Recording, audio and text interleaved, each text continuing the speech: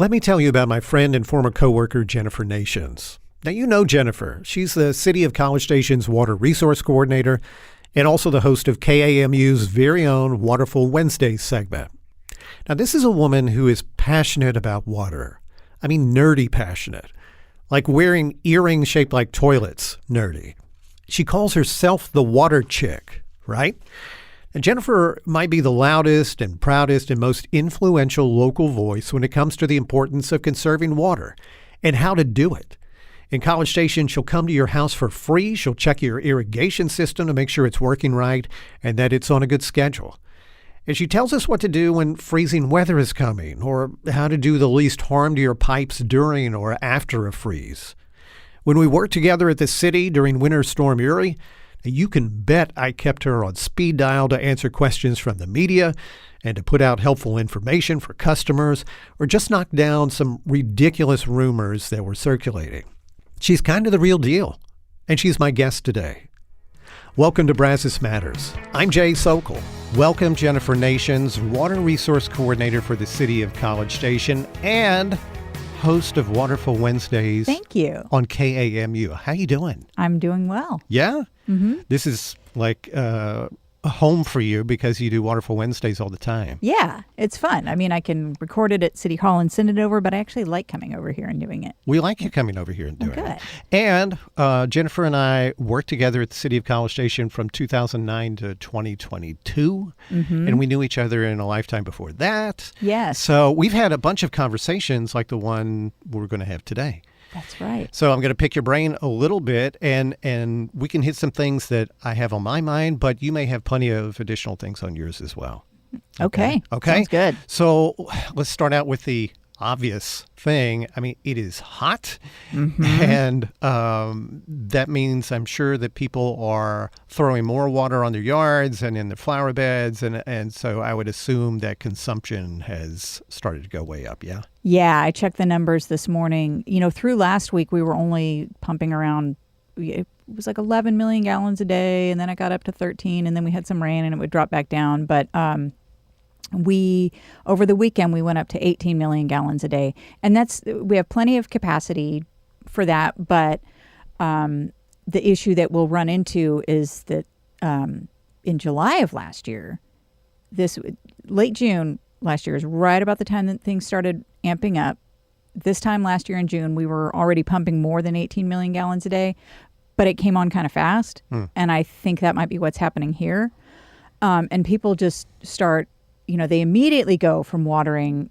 As soon as they turn on their sprinklers, it's like, we're going to water 3 days a week, 4 days a week, and we're going to do 40 minutes a zone. And we're not going to check if we have any broken sprinklers, and we're just going to let it run. And then if everybody's doing that, then the towers start draining really fast, and then it's a mess. Yeah. Now, since you and I were working together, you've added a tower. I mean, you've activated a tower, yes. Correct? Mm-hmm. Talk about what that has done for capacity. So that adds a whole 3 million gallons more of elevated storage. So that helps with water pressure, and it serves just the east side of town. So the area from like Rock Prairie South, the Pebble Creek neighborhoods, the Scott and White Hospital.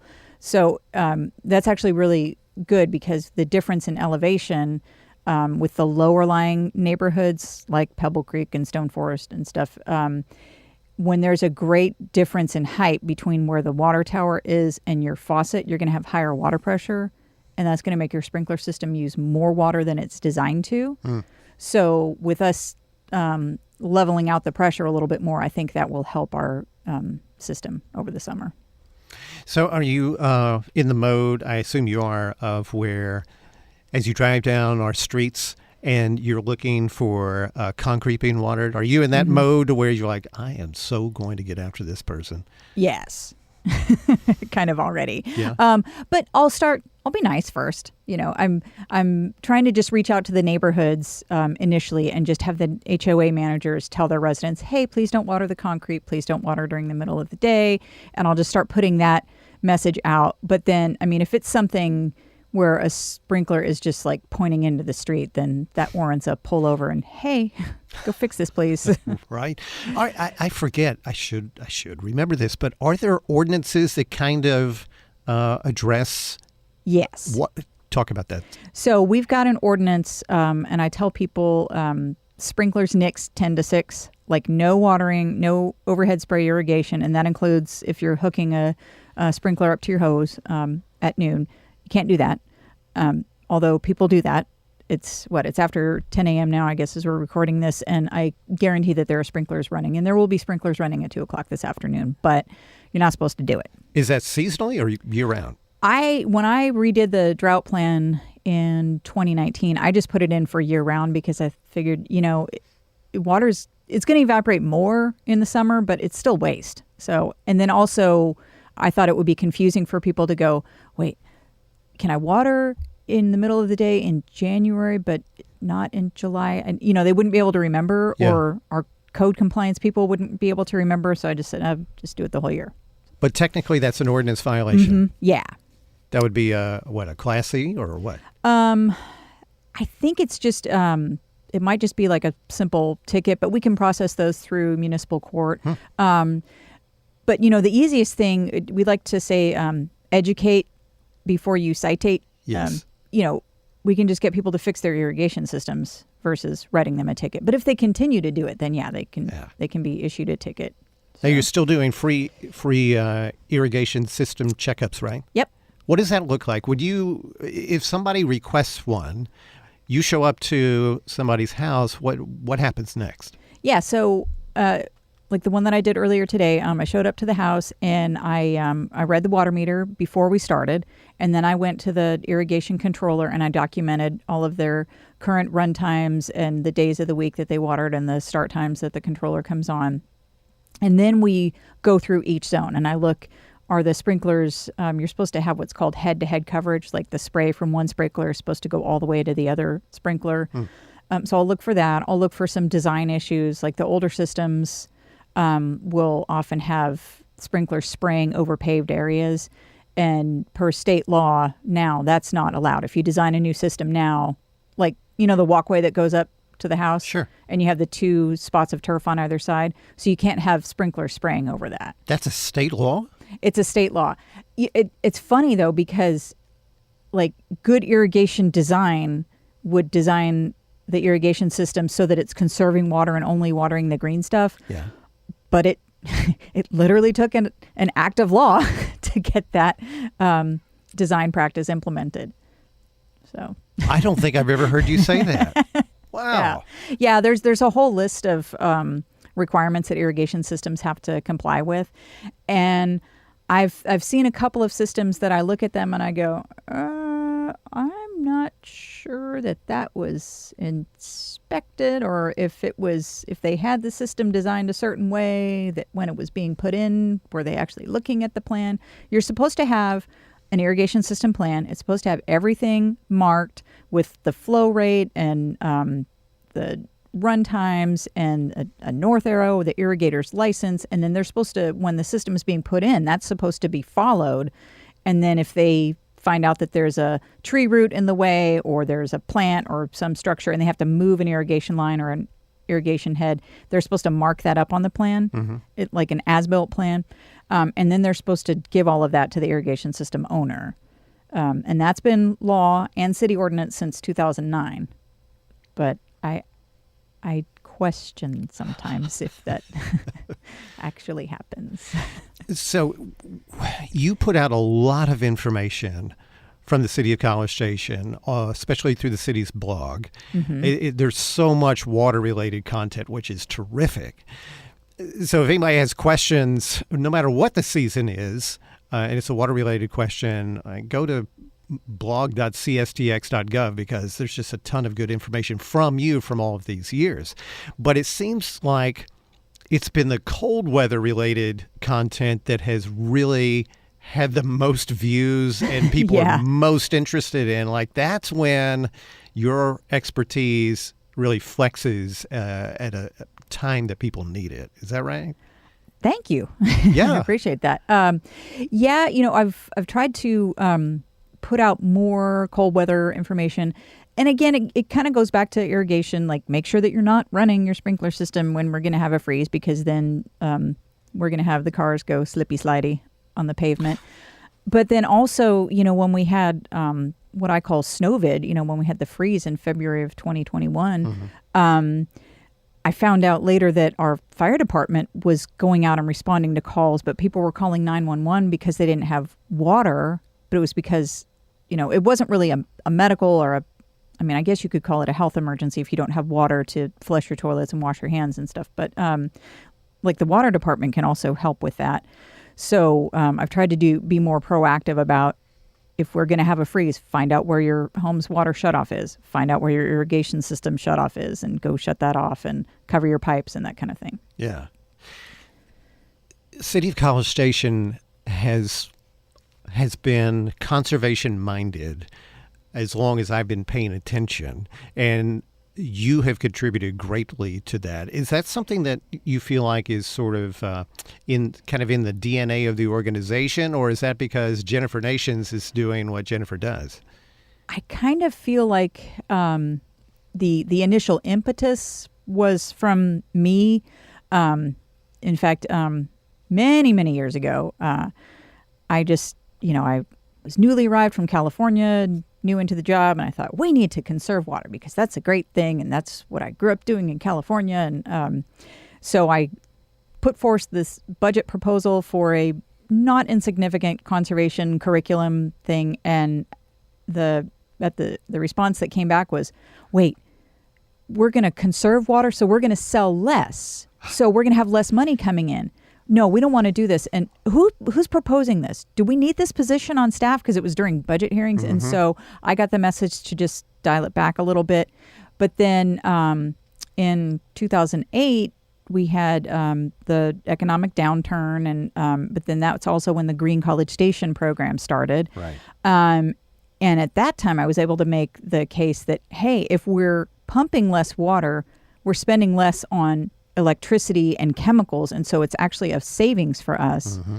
And then with the Groundwater Conservation District, all of the permit holders pay fees based on their pumping to the the Brazos Valley Groundwater Conservation District. So if we're pumping less water, then we're paying less in fees to the district as well. So it ends up being a net positive.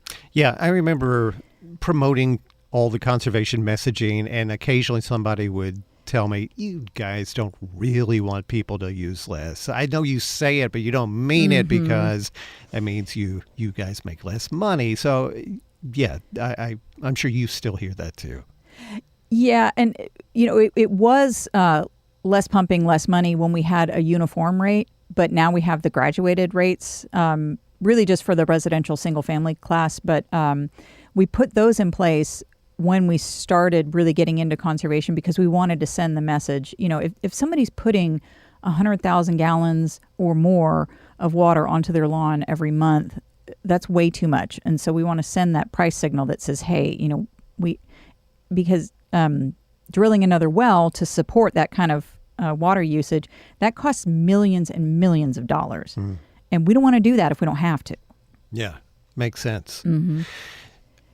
So I know you are very active in your professional associations, and you communicate with your peers quite a bit at conferences and so forth. What are some of the things that you guys are talking about? What are issues in your profession?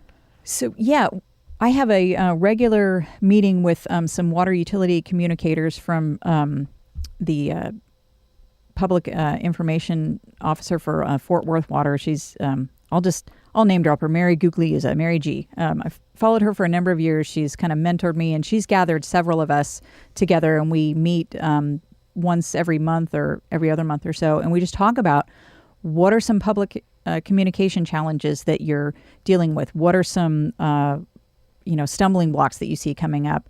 And she's really good. She's plugged in at the National American Water Works Association level, and she's really plugged into upcoming regulations. And so she'll tell us, hey, be worried about this, be thinking about this, get a communications plan ready.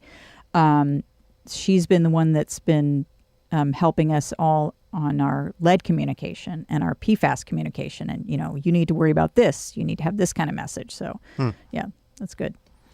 Okay. Tell me about some other things that you probably brought a list of items. So tell me what's on your list. So on my list of things that I'm going to be looking at and kind of some communication challenges that I see coming up are like what I just mentioned, PFAS. That's something that I'm getting a lot of questions about. It's perfluoroalkyl substances, and it's PFOA and PFAS. It's we're discovering they're called forever chemicals.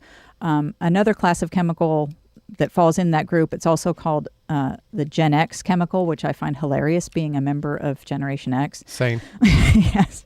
But these are chemicals that were used in firefighting foam, waterproofing, nonstick pans, everything that's made our life easy for like the last 50 or 60 years.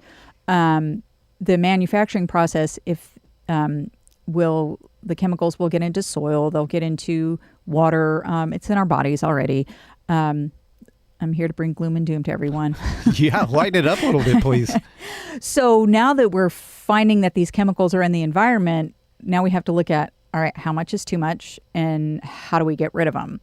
And the EPA, as they do, they turned to water utilities and said, oh, you have it in your water. We're going to propose standards for your water, and then you have to figure out a way to get rid of them. And water utilities are like, hey, we didn't put it in there. It came from the manufacturing. But as happens with other regulations, once something is in the water, it becomes the water utility's responsibility to remove it. So do those levels, reported levels, detected levels, do they get put into your drinking water report each year?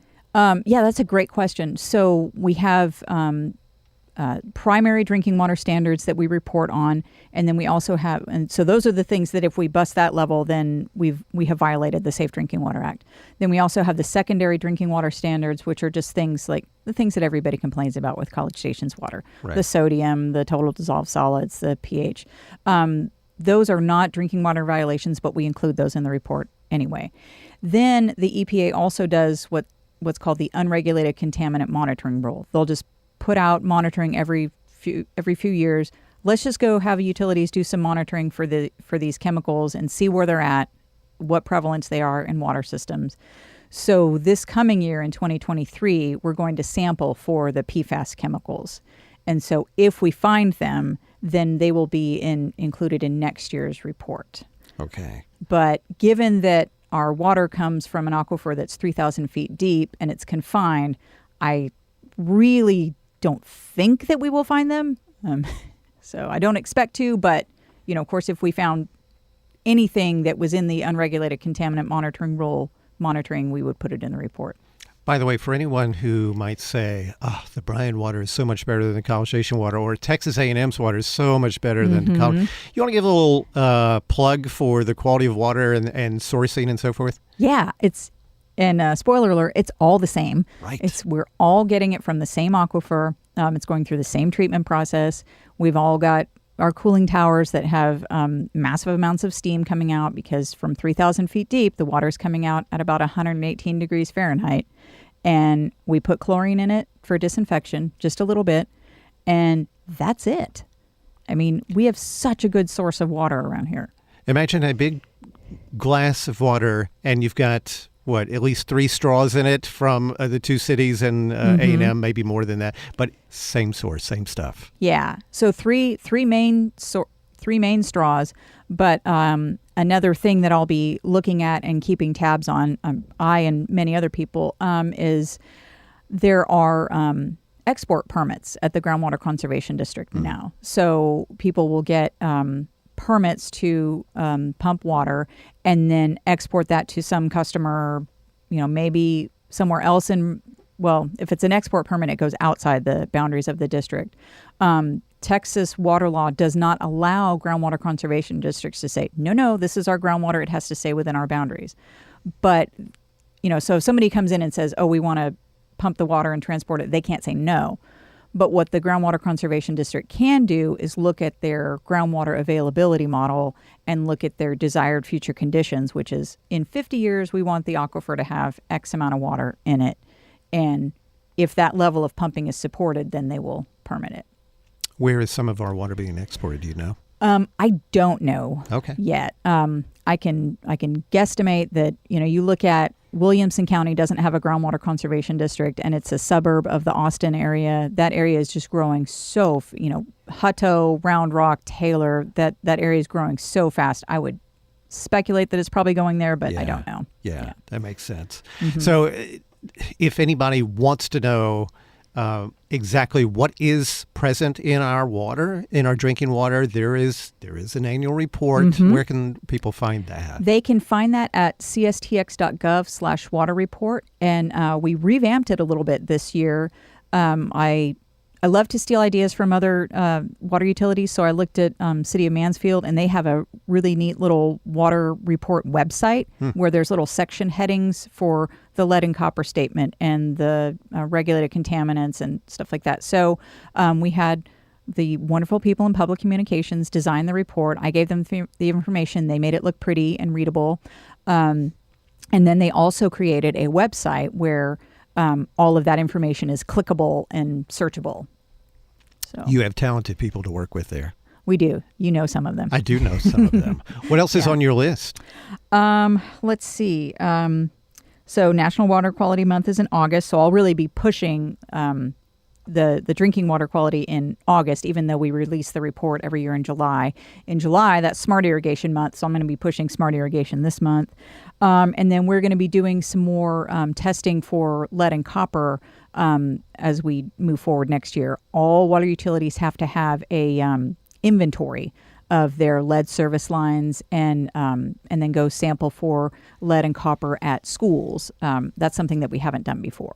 Now, when you're talking about the service lines, are you talking about between the meter and a home or a Correct. Building? Okay. Mm-hmm. Yeah, there may be a lead service line between like the water main and the meter, and that would be the utility's responsibility to get rid of. This is another benefit of College Station being so young. It's very likely that we don't have very much of that, as opposed to, let's say, Fort Worth, some of the older cities. Yeah.